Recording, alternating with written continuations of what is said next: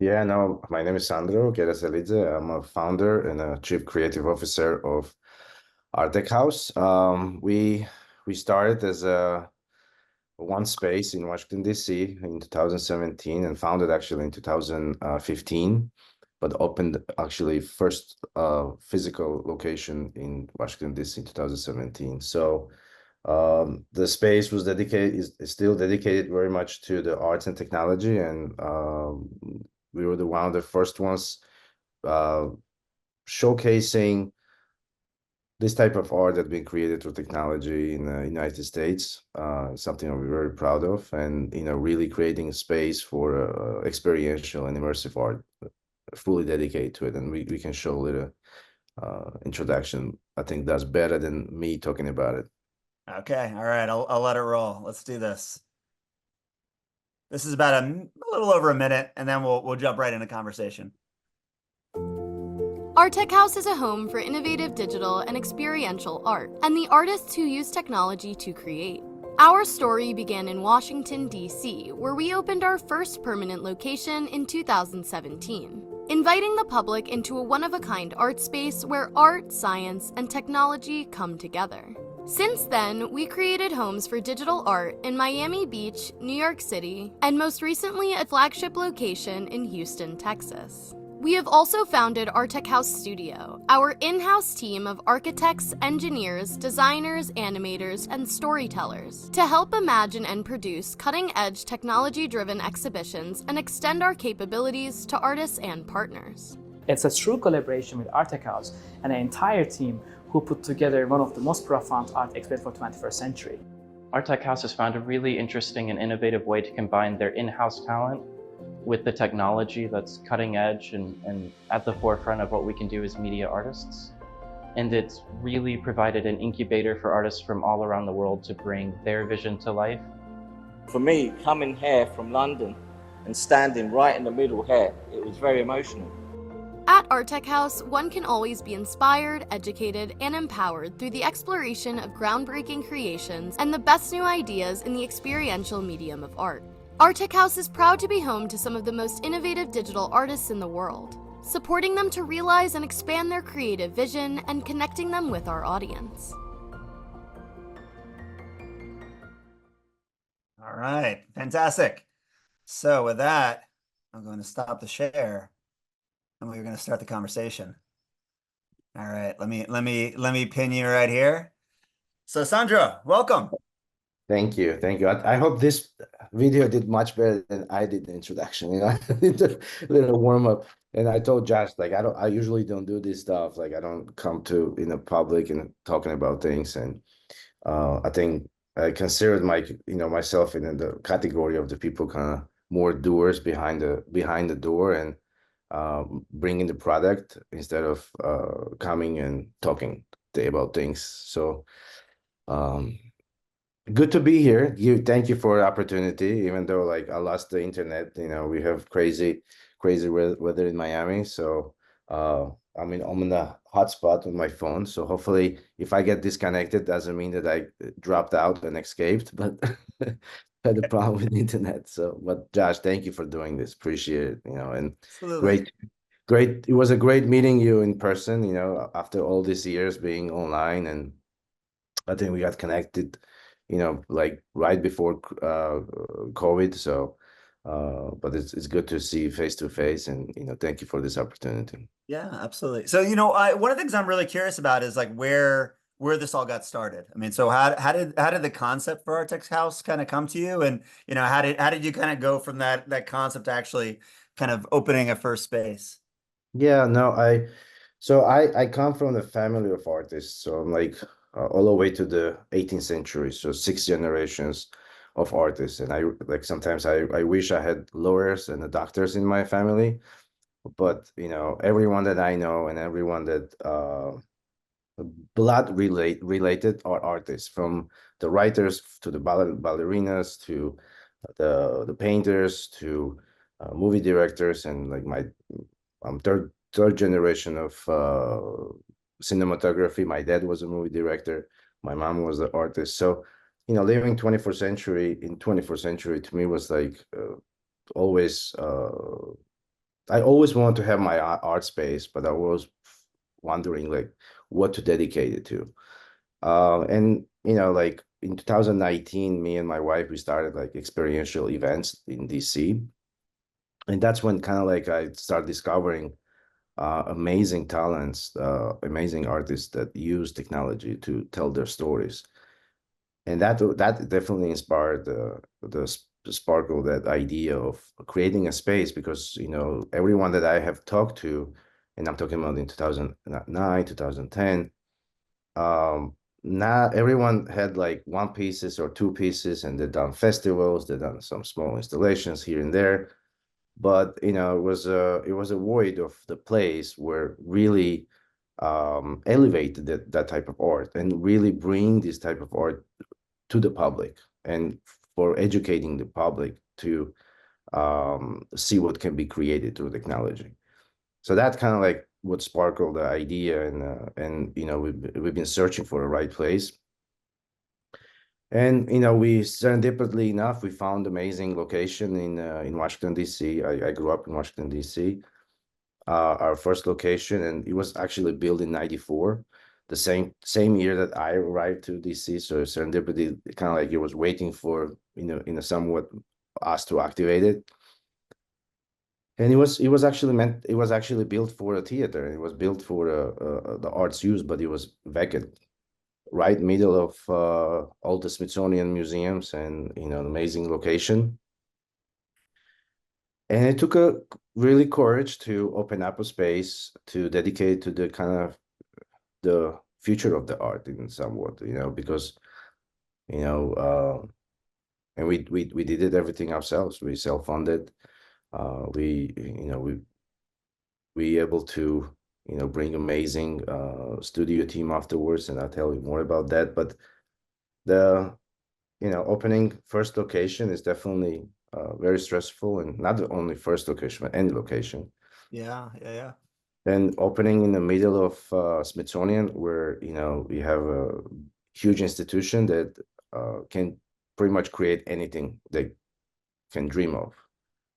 But being small fish in the ocean, an opening place where um, we brought some new ideas, new art, and to the public, and really kind of sparkle that inspiration in the public. And really what you know our goal with ARTECHOUSE has always been to be that home and be that place where you discover this type of latest creation with the technology.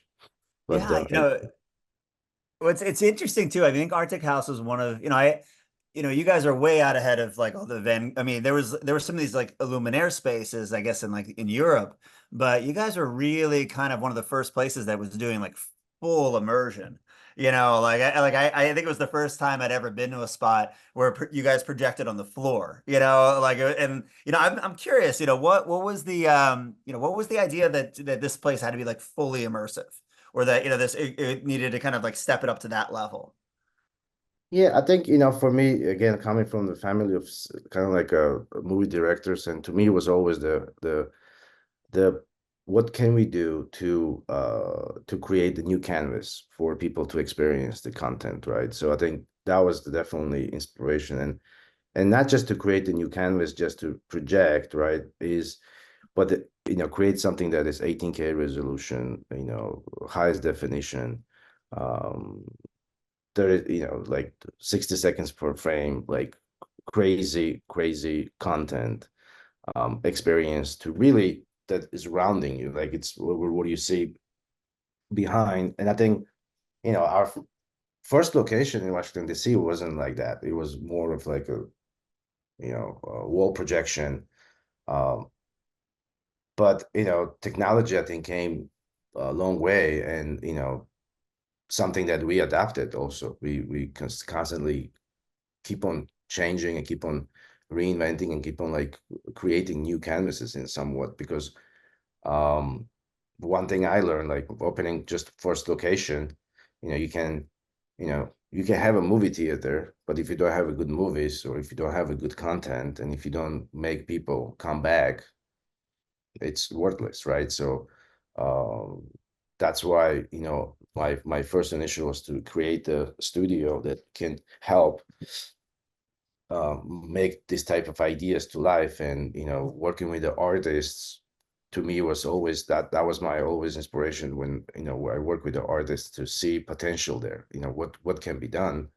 Like, you know, saying with the Rafik Anadol, you know, we did his first retrospective show in Washington, D.C. in 2018, and all based on the data, all based on the AI and art. And uh you know, not many people had an idea of what that data visualization is, you know. So uh when we opened the New York location, that's when, you know, in 2019, that's where kind of like uh the brainstorming came to you know, to create something like an absolute new canvas. That's what we, in 2019, the New York location, we took it to the next level when we created that 18K resolution, because again, I saw the potential what Rafik can do with the content.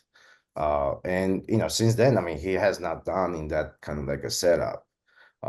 You see a lot of his work in the LEDs. You see a lot of his work in the different formats, but as a like cinematic, immersive, fully immersive experience in that high resolution, then doesn't exist. So it's kind of like uh, how you make the ideas to the reality, right? And Yeah. using latest tools, right? And you know, end of the day, I think we're living in like exciting times.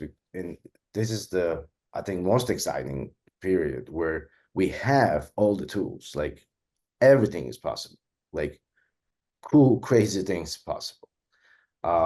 And you know, we have more talks like this, right? Like, you know, in 2016, when I was explaining our landlord what I was about to open, No, and no idea. nobody had No idea. context. No idea. Like, no idea, like, what are you talking about? Like I bring in the institutions to explain them what I'm trying to do, the no idea.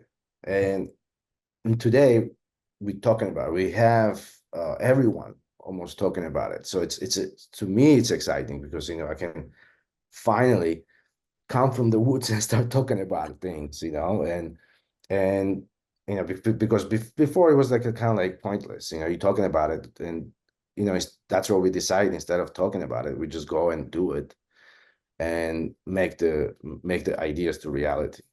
All right, so I have like so many threads that I want to chase down, but you know, one of the things is this community, there's actually a lot of people who are like like you, like are makers and doers.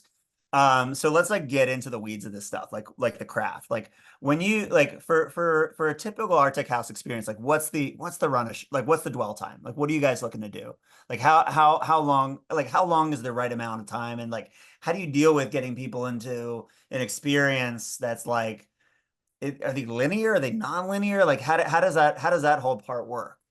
So I guess the creation of it or the experience of it. Let's talk about the experience, because I'm always, you know, one Yeah. of the, you know, because as an experience designer myself, I'm always curious, like, Yeah. you know, a lot of the times, you know, things are very linear, you know, like film is very linear and there's like a story people Yeah. got to, you know, and but the experience designs, people just sort of jump in the right, they could be jumping in Correct. 80% through it. So like you know, how do you think about that? How do you think about like what's the right amount of time? You know, Yeah. like Yeah, absolutely. I mean, uh so like just recently, right? Like we opened the Houston location, and you know, it's been 2 months, and we're getting a lot of, you know, feedbacks and a lot of, you know, questions asked, and seeing how things, you know, it's almost like 26,000 square feet. Uh, People spend 3 hours, 2 to 3 hours, okay. which is, to me, it's fascinating because like Yeah. it, you know, our current locations in DC and in New York, I mean, the hour is the probably like good amount of time people, you know, don't get me wrong, I saw people spending 2 hours, 3 hours because they really fall in love. Like for instance, Life from a Neuron, right? Like this show is behind me. Uh, it's been created with the scientists together, working 3 years of telling the story, what's happening in our brain from the pre-birth to the death. So, and that show, it's like 25 minutes on the loop. Mm. You can keep on watching and watching, right? Like it's no matter what point you walking in, you just you understand what part you are in, right? Like it's a adolescence, or it's a when neurons are dying, it's really engaging.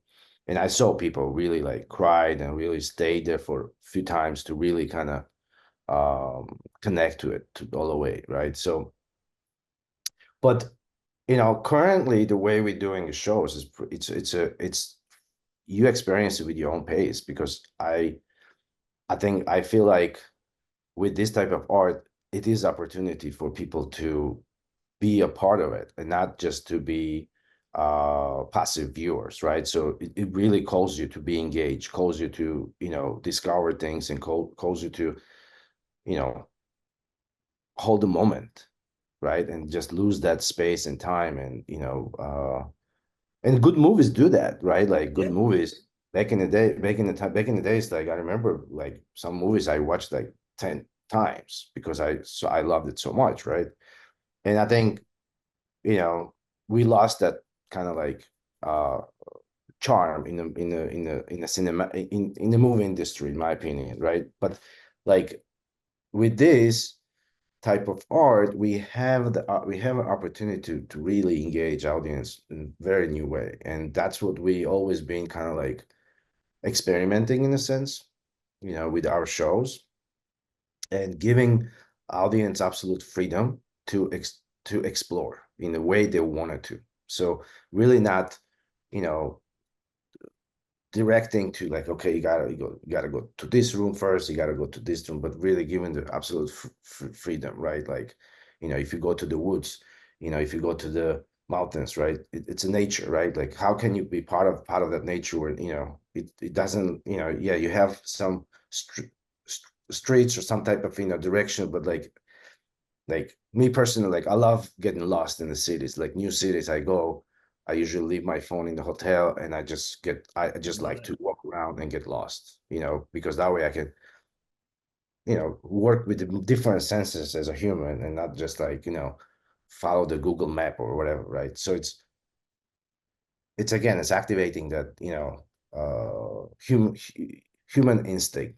And Yeah. that when that gets activated, I think that's when connection happens with the emotional, and connection happens with the art, right? That's something that is what we try to create. So it's I don't know, it's a magical thing that it's really kind of, there's no formula in my books. We just create. We don't create to kind of like, oh, we wanted people to do this, because we create when we like, okay, this is cool. Let's create this, and let's bring it to the audience, and let's see what's the reaction is. Yeah, I I don't want to, know. I want to pick up on that a little bit because you guys have your own in-house studio, so you guys are actually like co-creating with these artists, right? Right. And I think a lot about the stuff that we do at Blue Cadets, like we do a lot of prototyping and a lot of iteration, and like I'm wondering, like, I saw that picture of Rafik in your studio, kind of like, Yeah. was that the end where he's configuring, or is that part of the process? So you guys No, like it's a iterating with the part of artist? so it's our space is pretty much our kind of like studios. We don't have a physical studio. Everybody's around, working from kind of, home. We don't have actual studio. So when we prototype, we just let it go on the spot at the location. So it's not really I mean, luckily we have an amazing team that able to do that and able to create something and put it out. But again, like the idea of just going to the studio idea, right? Like, to me, it was like when we opened the first location, one thing I realized that, a lot of those artists that I've been talking to for years, to bring them finally to the space that I created for them, they didn't have enough artwork to fill up the space. So, Yeah, some yeah, of them yeah. make one piece, some of them make two pieces, right? So there was always a limitation. So, you know, that's what to me was like, okay, how can I create the support system for this, right? When the artist like Vince Fleischer, right, amazing digital artist, never done immersive experiences, But with our help and our studio's help, we can bring those ideas, bring those dreams to life. And somewhat I go back to the kind of like, because again, like to me, the 20th century, right? The motion picture changed completely how we're experiencing the art and the storytelling, right? So it's like, I think, and we see how many people work behind the scene to make films for us, right? Like it's thousands of people, right? So it's like there is a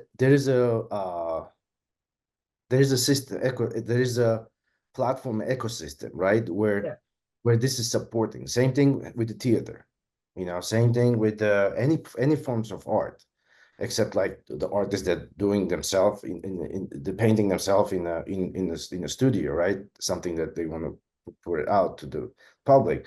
But like the things that needs the production and needs the support. And Yeah. I figured that from the beginning, where you need to have that type of support system for this type of art to be alive and to come to life, right? And that was the major goal for us, to create the place where it's kind of like an incubator, but at the same time, studio, at the same time the collective. It's all kind of in a one big mission to help elevate this form of art. Yeah, it's so interesting because it's like, there's 25 minutes is a long time. Like that's a lot of that's a long time for to keep people. And then also just the amount of pixels that you guys are dealing with. That's a lot of work for an artist to produce that. Correct. How long does a typical show take from start to finish, from concept through production? So really, it depends on multiple factors, right? Like some of the shows we can do in 3 months, Oh right? wow, that's Uh, fast. it's fast, yeah. Some of the shows, like Life of a Neuron, for instance, it took 3 years. Right. And 3 years because like this is based on the actually human neuron. So the visuals actually we had to wait for someone to donate its own human neuron. And Wow. we had to, it was a process. For instance, Beyond the Light with the NASA, right? Like we started talking to NASA in 2018. And actually they start talking to us and we start talking to them. But I remember first time when we went to their office, they were showing the Hubble telescope images. This just came out, and everybody was super excited about those images. And we're like, okay, we gotta create some really cool immersive experiential art show for this type of content and for this data. And we start talking about it, and we really were like making it, and then COVID hit. But at the somewhat actually, I'm glad that that happened, because the technology got better these past 5 years. So we able to actually bring not only just hub images, but by the time we finished our exhibition and the idea, we already had the images from the James Webb. So, Mm.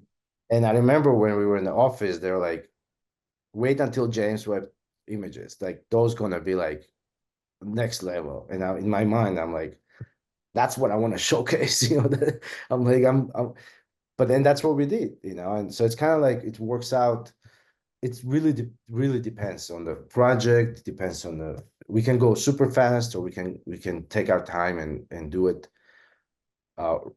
right, because when we're talking about the science exhibition, it has to be scientifically right, and it has to, we closely work with the scientists to make them proud of their work in this field and all this research, right? And then this research comes to life through this type of installation, and with the touch of the artist. I think it's just a beautiful process itself, so finally art and science can talk and can create something with the help of technology for public to experience in a completely new way that never done it before. So So I, I'm gonna go down the rabbit hole. I'm gonna ask one last question, and then I'm gonna like open it up to the audience here but it's actually really interesting that you're from Georgia. So like I actually studied with an artist from Georgia for like years, who came out of the Georgian Academy, this guy Nico Torcelli.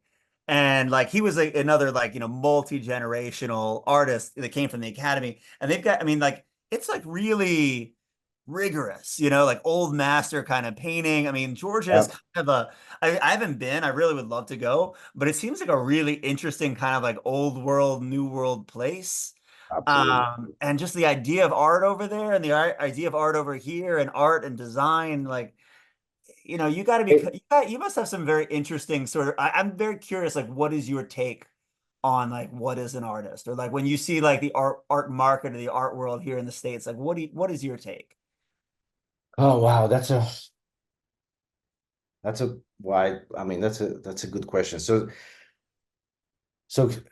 little touch base on Georgia, right? I think it's definitely a fascinating country. I was actually planning to have Georgian wine today, but I didn't get the good sleep with baby, and so like now like, I'm drinking coffee and water, Yeah. to stay Sandro has awake. an infant at home too, so extra kudos to him for being here with us. So yeah, So you know, absolutely, yeah. Georgia is a fascinating country. I think it's a full of that crazy underground artistic expression, really, really talented, a lot of talented people, very, very much, and I'm lucky, I'm blessed enough to grow up in the community and in the family that actually like living and breathing the arts. Like, my dad was a movie director, but he was also a jazz collector. I mean, he was movie maker, but he was director, but he was also like collecting a jazz in 1940s when, if you have a jazz records in 1940s in Georgia or any place in the Soviet Union, you can get locked up for life. Like this is like, you know, uh, serious, breaking the law. And my dad was collecting in 1940s and 50s and underground, listening to this type of records and uh somewhat he kind of westernized me in a sense, and my whole family, my brother and my sister as well, to appreciate the culture of in America, right? Like, or in the Western world. I think uh I mean, that played a major role for me to be here and, to be in place where, you can truly make your dreams come true if you work hard. Like I came to this country with $400 in my pocket and I spent it on the first night out, so it's like, yeah, uh, it's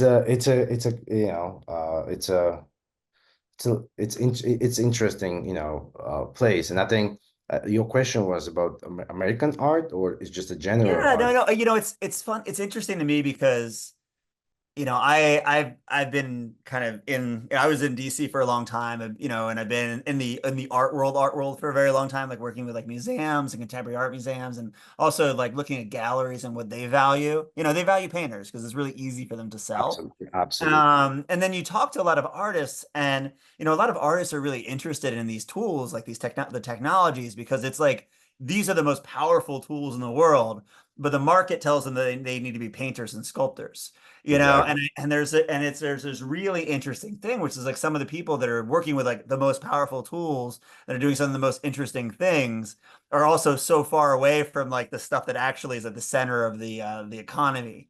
Um, and I just and then like a lot of the people who are doing this stuff, they work at places like Blue Cadet, they work at agencies, like so it's Yep. I think it's very interesting to see that you provided this platform for those kind of artists to express themselves, and for people like Rafik to kind of get their foothold, and then dig them, climb their way into the art world. I think it's I'm curious And what your thoughts you are. just, I think you just said it right, because I think that's exactly, technically what we are at Artec House. I'm not trying to be museum. I'm not calling myself as a place that, I'm one of my artists to be in museum. Like the artists that I showcased 5 years ago, like Rafik, now being in the MoMA, like that to me is exactly what Artec House is the step get to there, right? Like to, you know, going back to kind of like, you know, talking about jazz, right? Like, you know, you have to play somewhere in the underground club to show your talent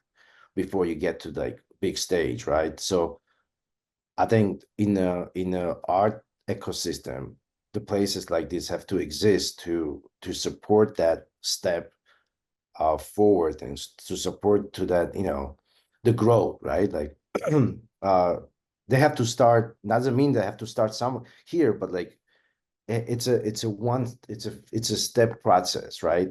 Yeah. I think the general like the what the technology does, it's definitely, you know, helps us as a humans. I think we all creative. Like I truly believe that we all have creativity in ourselves. And, you know, with the tools like technologies just helps get that creativity out in a faster and kind of more accessible way.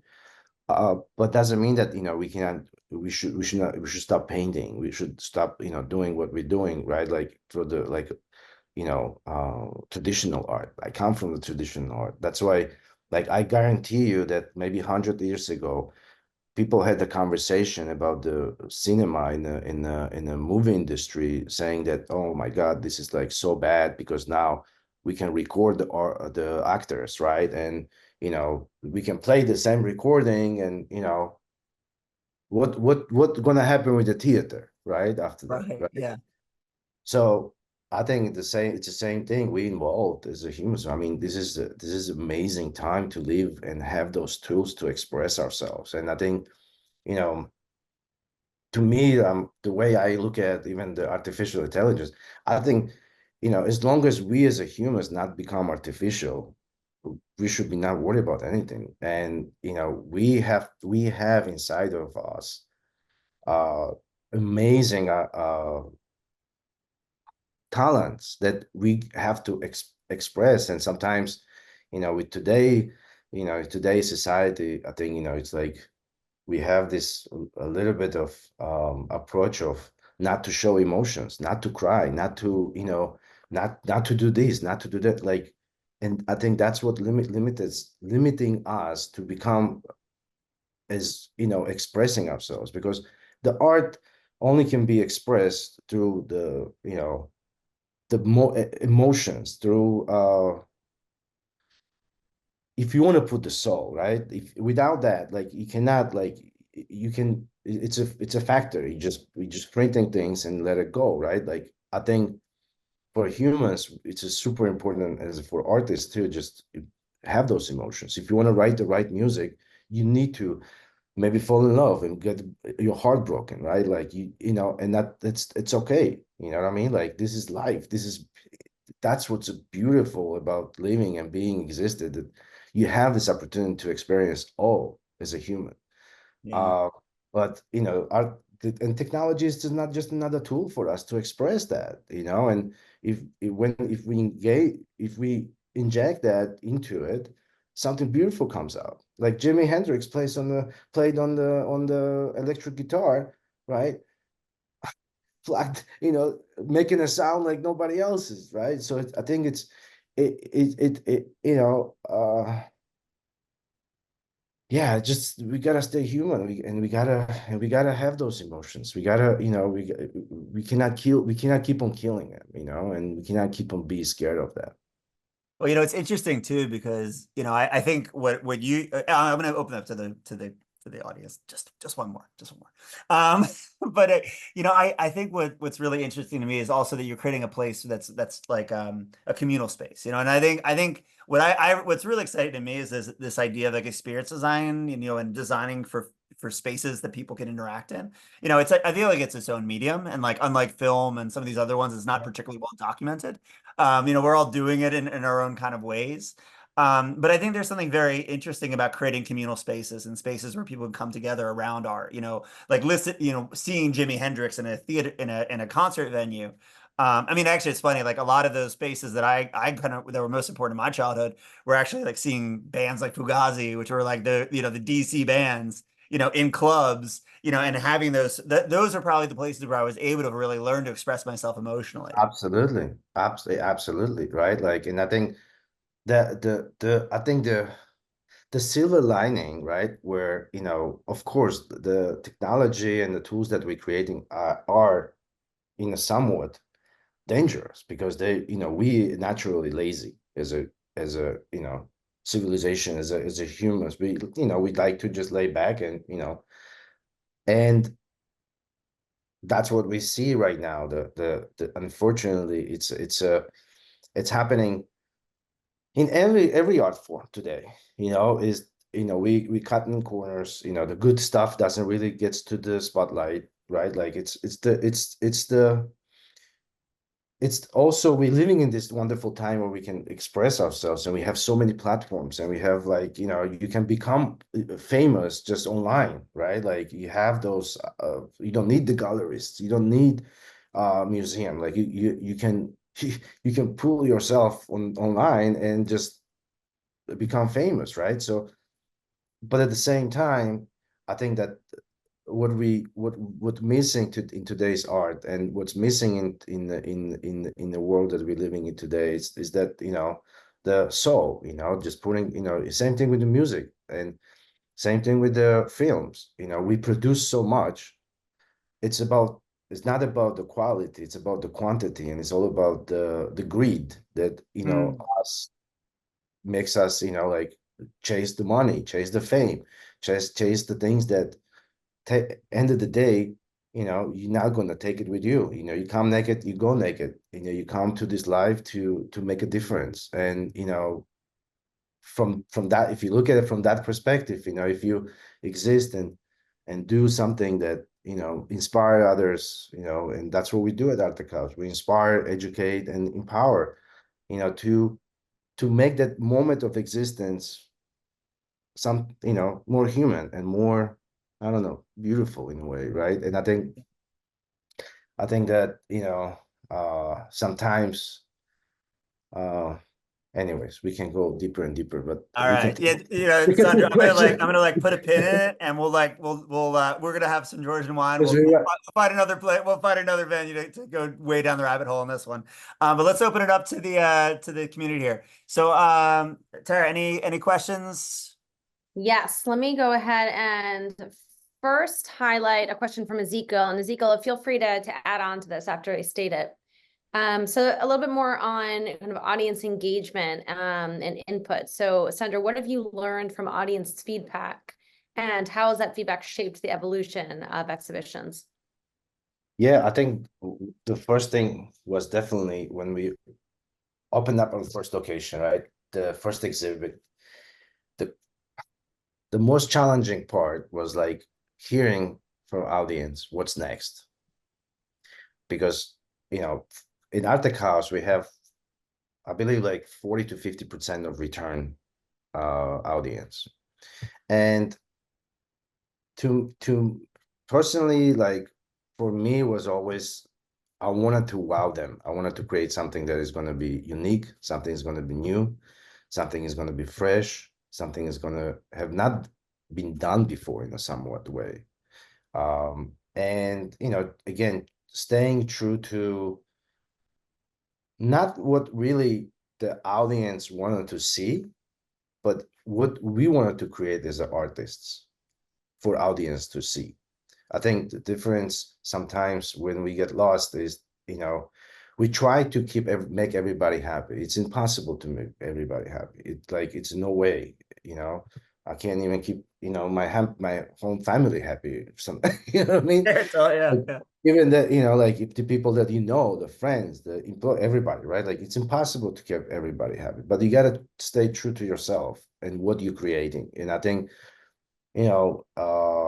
it's really goes down to this, because, like, we don't really marinate too much about, like, okay, like, this group is gonna like this, or this group is gonna like it's for everyone. And the art that we're creating, it's for everyone. It's for every age, every walking human, and to be able to like experience something new. I think that's my kind of like observation. And again, like maybe Josh, you can probably, because you done a lot of museum work, right? Like Yeah, a lot where that type of like approach is very much necessary. You know, we we create like Fellini was creating movies, right? Like it's just crazy, insane place, and but it's organized also. It's not just like chaotic, right? But it's that being on the edge, and how you do that, right? If then if you're creating too linear, it becomes like too linear, and I think it's just not. I don't know. Ezekiel, you had a follow up. You wanna? Yeah, so I thank you so much for being on here, Sandra. Thank you so much, Josh, for hosting this. This is awesome. Just following up on you were saying, so I'm hearing like that you're definitely focused on like on expression and expressing something to the audience.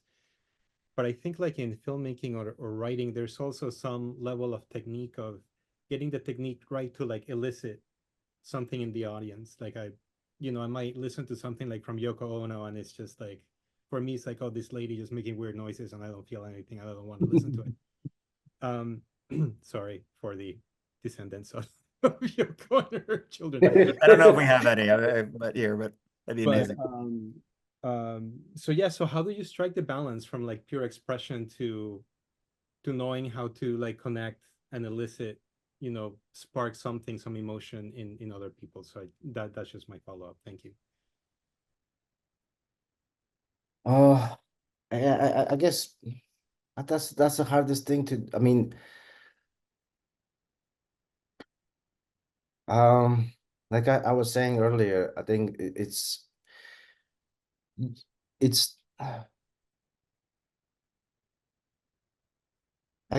hard to kind of, I think when you start, I mean, of course, like when you create a film, right, like you have to create the mood, you have to create all, right, like you have to, there is again, like the process, right? And we do the same thing too, like don't get me wrong, like we all these things created through deep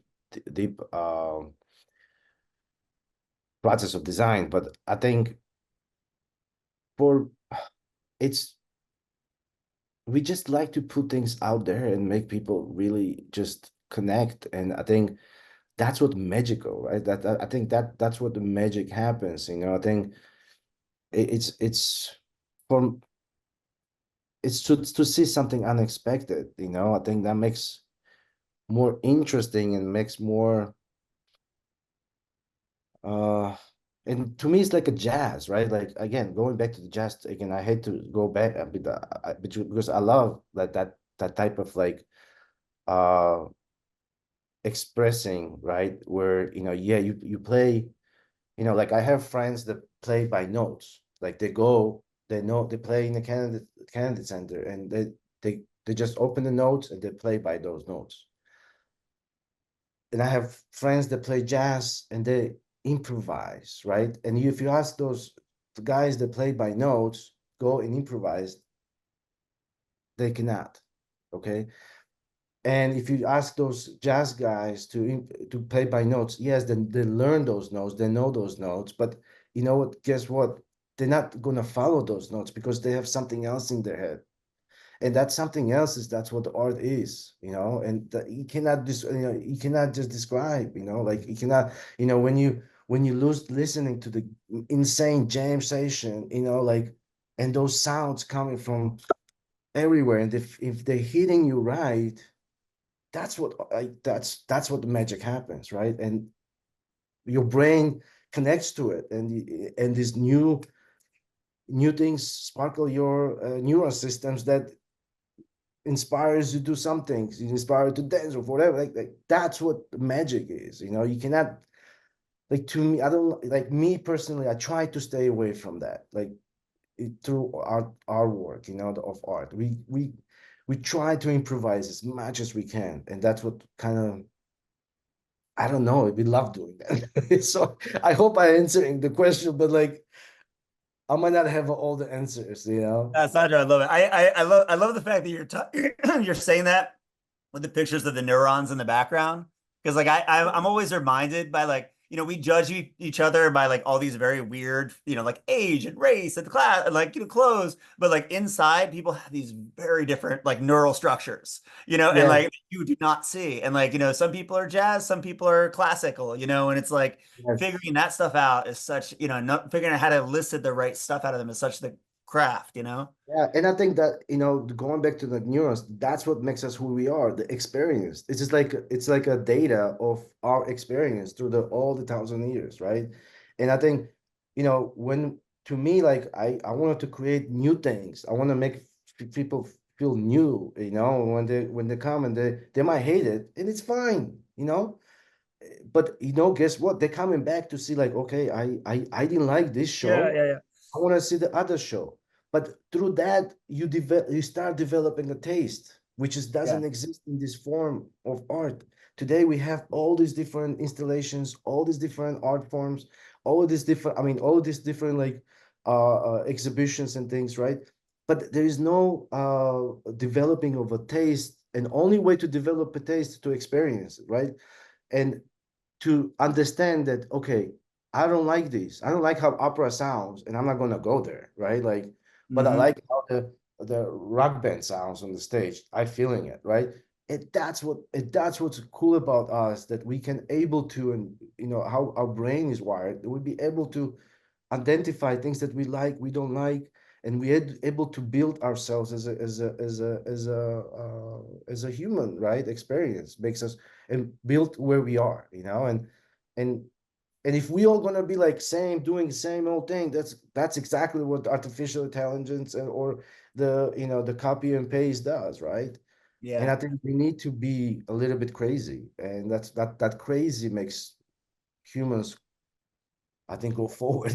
Yeah, yeah, yeah. So I'm gonna get in so much trouble with people because I'm not allowing people to ask enough questions. Maybe we'll find another time to just like give more people some opportunities to ask questions. But Tara, do we have any other who can we queue up? Like we can let them ask themselves. Yeah, let's let Nikita go, and then if we can get to owner, that would be great. Roger's waving furiously. We only have like I'm 5 minutes. gonna try to I make it promise, quick. Sandro, I'll find another time. I'll set it out. We'll figure out another time to keep it going. But yeah, Nikita, go ahead. Hi, Sandro. So speaking about a little bit of business side, so I'm in New York. I think in New York it's pretty limited amount of such places. So we have ARTECHOUSE, we have Inter, we have Mercer Labs. What else? I think that's it, right? Pretty much. So how you position yourself conceptually in these three things? And we also have now Wolf and on the west where you are now. And now Wolf is coming to Houston as well soon, right? Yeah, I mean, listen, I think we've been positioning ourselves since 2019 as a place where you discover the art being created through technology, and we've been true to that. I think, um, listen, I think it's going to be a lot more spaces, and I think it's not about really positioning. It's about the content and about the space, what spaces offers, right? If you look back, and again, 100 years from here, I mean, back 100 years, maybe not 100, maybe like 70. Almost every street had a movie theater. Almost every block had some type of like movie theater, like in Miami, for instance. All these movie theaters now CVS's, because they the Hollywood able to step in, and they bought all the small guys, and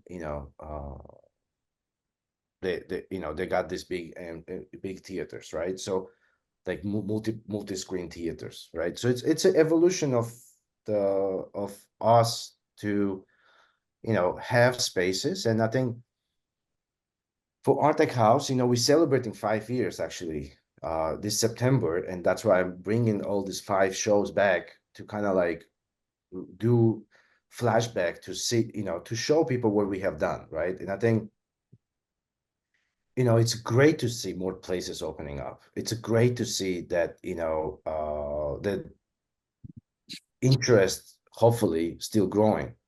And I think the most importantly is that, you know, we stay quality and we stay original and we stay something that, you know, again, elevates this medium of art, because end of the day, that's what we hear, right? Like if you have a movie theater and it plays some, you know, movies that don't make sense, right?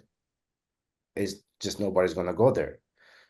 You know, we have been blessed enough to be able to welcome, you know, millions of people to our door that coming back and they wanted to see what's next. And in 2015, actually 2025, we're going to be announcing amazing program that, you know, we're going to be launching in New York, that I think that will also be something that, you know, again, elevate and create a platform. I think end of the day, it's the content is the king, and if you have a good stuff, right? Like if you, I don't know, the places you mentioned, I mean, I never see them changing you know, they, again, you know, I'm not saying anything bad about anybody, but like some places, it's easy to open a place, but it's very hard to sustain. And we've been sustaining through our audience. You know, we've been self-funded. Everything that we do, it's money comes through the door. And every employee that we have, every studio member, it's all been supported by the audience. And we want to stay independent. We want to, you know, we don't get me wrong, money is always, it's great to great to have a, you know, money, but at the same time, you know, sometimes in masterpieces gets created on empty stomach because it's that drive to stay alive. I love it. I love it. We only have 2 minutes left, so maybe oh, so many questions. We'll find another time to keep this going because I think there's so many questions coming from the audience. You know, I want to make a quick plug for all the stuff that you guys are going to be doing. You know, I know that you have a space in Houston that you'll be doing some programming in.